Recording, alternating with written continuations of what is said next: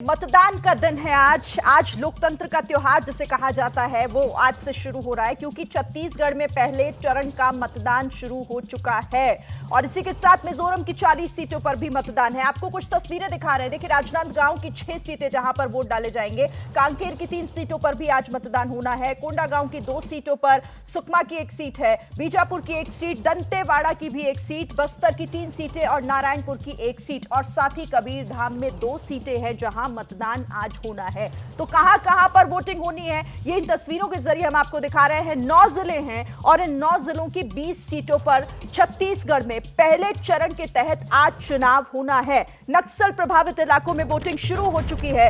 हालांकि बाकी बची हुई सीटों पर अभी मतदान शुरू होगा लगभग आधे घंटे के बाद, क्योंकि 8 बजे मतदान वहां से शुरू होने जा रहा है। तो पहला चरण 20 सीटों पर मतदान। हमारे साथ मेहमान भी जुड़े हुए हैं लगातार। प्रदीप जी, आपसे ये समझते हुए जो ब्रेक से पहले मैंने अभय जी से सवाल किया था कि क्या ये सेमीफाइनल है, कितना बड़ा मुकाबला मानेंगे आप इसे?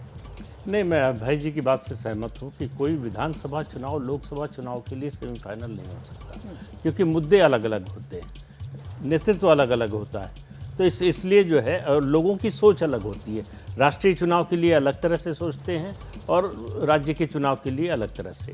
आज जो 20 सीटें हैं, जैसे कहते हैं ना, पतीले में एक चावल का दाना निकाल कर आप अंदाज़ा लगा लेते हैं चावल पका है कि नहीं। ये 20 सीटें छत्तीसगढ़ के चुनाव के लिए उसी तरह से चावल के एक दाने की तरह हैं। ये तय करेंगी कि भूपेश बघेल की पकड़ कितनी मजबूत है सत्ता पर, या भारतीय जनता पार्टी उसके आसपास पहुंच रही है क्या।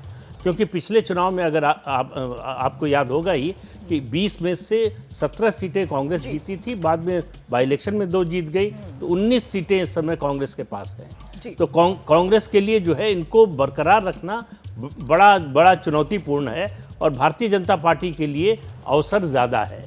दूसरी बात, पिछली बार आदिवासी वोट जो है भारतीय जनता पार्टी के साथ नहीं गया, बड़ी बात आप सही कह रहे हैं। लेकिन इस बार जो है स्थिति कुछ बदली हुई लग रही है।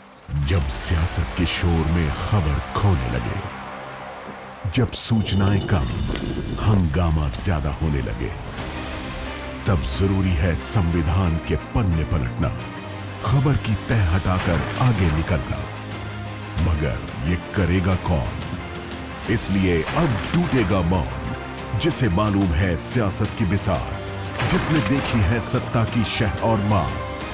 पक्की खबर, सच्ची बात, 1 घंटे सिर्फ आपके साथ, भारत की बात, रोहित सिंह सावल के साथ, सिर्फ एबीपी न्यूज पर।